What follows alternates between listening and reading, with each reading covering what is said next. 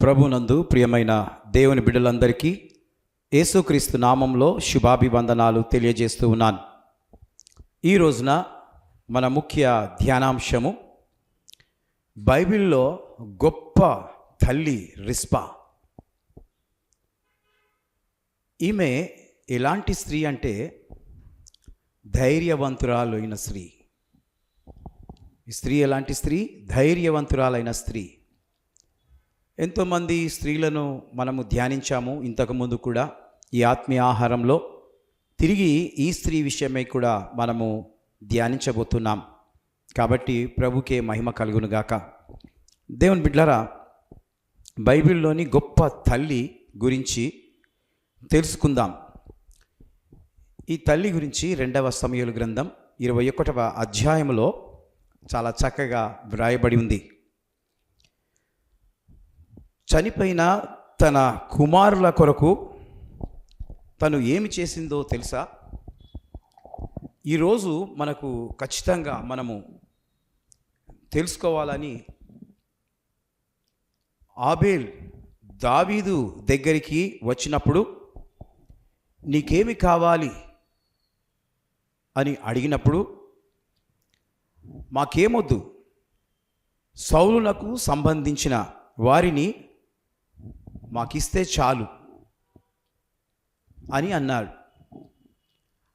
అంటూ 7 దావీదు వారికి అప్పగించినప్పుడు గిబియోనులో ఆ 7 గురించి ఏమని వ్రాయబడ్డదంటే, ఆ 7 ఉరి తీసినట్లుగా వాక్యంలో ఉంది.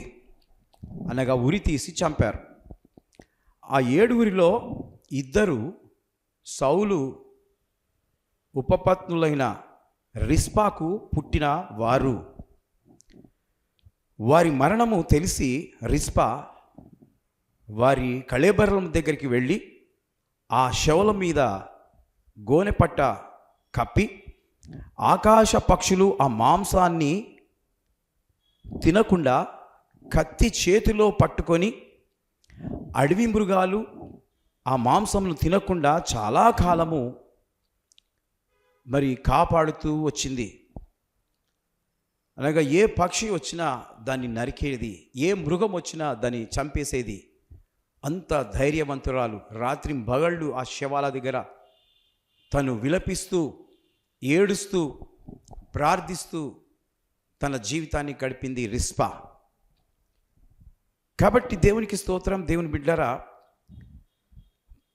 పంటలు పండేంత వరకు, వర్షము కురిసేంత వరకు ఆ శవాల దగ్గరే కూర్చొని ఏడుస్తూ కాపాడుకుంటూ ఉంది. ఆ విషయమై తెలిసిన దావీదు కళేబరములను వెనక్కి తెప్పించాడు. ఎంత గొప్ప తల్లియో చూడండి. అనగా ఆ రిస్పా యొక్క ప్రార్థన, ఆ ఈ రిస్పా యొక్క ఆవేదన దావీదు హృదయాన్ని కరిగించేసింది. అనగా మొదట ఆమె ప్రార్థన చేస్తే దేవుని హృదయం కరిగితేనే తప్ప దావీదు హృదయము కరగదు.